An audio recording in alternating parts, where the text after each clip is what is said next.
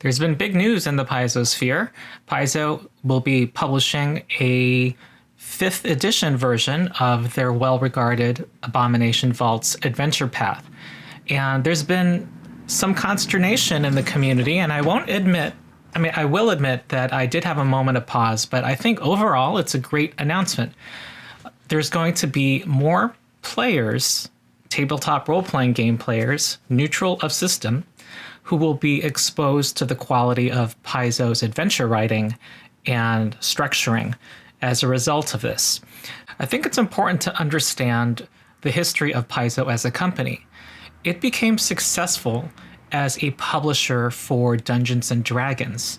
In the first several years of its existence, it actually was a shoot-off of some of the employees for Wizards of the Coast of its publishing division. It separated from Wizards and became its own company, Paizo, to publish Dungeon and Dragon magazines.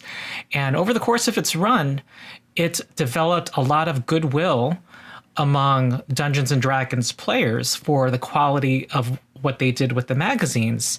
And that goodwill, that exposure that they got from the D&D name, they were able to leverage into the publication first of the Pathfinder campaign setting in 2008, and then the Pathfinder role-playing game first edition in 2009. And that combined with the lukewarm reception to fourth edition to allow Paizo to be Paizo, to allow it to be what it is. And that reality that a lot of the market who tries tabletop role-playing games for the first time will go first to Dungeons and Dragons means that there's the reality of reaching out to that growing pool of players. And this absolutely is that. Now, a lot of Pathfinder second edition players or people who've been around a while, it can be easy to have this idea that 5e players are stubborn as a whole, or are entrenched, or actively reject Pathfinder 2nd edition, when that's probably not true with the majority of 5th edition players. I think that a lot of players who play D&D 5th edition, they do so for two big reasons. And one of them is that the people they know are playing it, and so it's easier to find a group. And two, they just have already learned 5e and have not felt the need to learn a new system. That there has to be something extra from another system to get them to try something else, because the system they know already works for them. And I think that this book, this Abomination Vaults book, is perhaps the best thing to come out, besides the beginner box, to expose people to it. A lot of people are looking for quality adventures for D&D 5th edition, because a lot of D&D players will agree to this. The quality of the adventures that WotC puts out could improve over what it is. And people will be playing or running Abomination Vaults in 5e. They'll get to see that they don't have to homebrew a lot of the adventure in order to be able to run it. There's clear connections for plot hooks, connections between the dungeon and the town. The town is fully fleshed out. There's even boons that are defined that players can get for improving their relations with certain NPCs. There are plot threads that are interwoven between the history of the town, creatures and things that are part of the mystery of the dungeon itself, and local politics within the town. There's a lot of stuff that can be worked with in kind of a sandbox format. And people who go through that experience, the DMs especially, will be like, oh, wow, I wonder what else Paizo publishes that I could run for 5e. And there's nothing stopping Paizo from having ad copy at the back of that book that says, well, if you like this, try our other adventure paths that are out. And one thing, too, is that many of the adventure paths that are out run from level 1 to 20, which don't work in D&D 5th edition. There's probably consensus on that. And the ad copy can also boost the beginner box.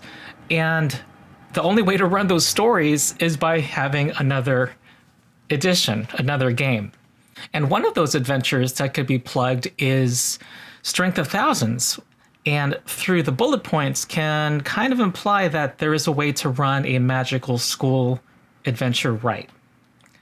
So there's a concern that maybe Paizo is selling out, quote unquote, and that if they see that the sales for this product are much higher, that they will put the weight of their company behind solely producing 5e products and drop Pathfinder as a system. And I think it's important to know that Paizo is not a publicly traded corporation that has to make annual reports to investors, that has to justify every line in their expenditure column with a rate of return of profit. They can have one part of their company be the less lucrative one, the one producing Pathfinder, if let's assume 5e adventures wildly outsell the Pathfinder ones, and still survive as a company while having 5e products. And in fact, it actually could sustain the life of Pathfinder 2nd edition and its viability as a business model, as a sustainable venture, to have another revenue stream coming in. And it's been well known that there's been a labor dispute by Paizo employees and freelancers with Paizo management.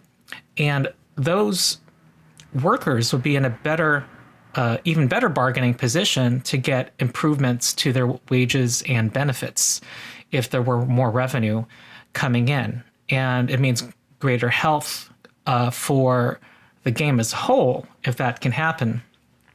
And also, the people who own Paizo are generally gamers themselves and are not faceless investors. And they want to play Pathfinder. And okay, there was another video that came out several months ago by Dungeon Craft when it was announced that, well, when Pathfinder held a Humble Bundle, and this creator said that Paizo should sell itself to Hasbro.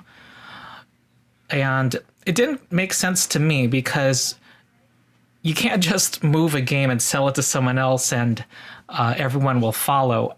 If Pathfinder were to be dropped by Paizo, those players would not move along with Paizo and would want to continue to play a crunchy, tactical, well-balanced game.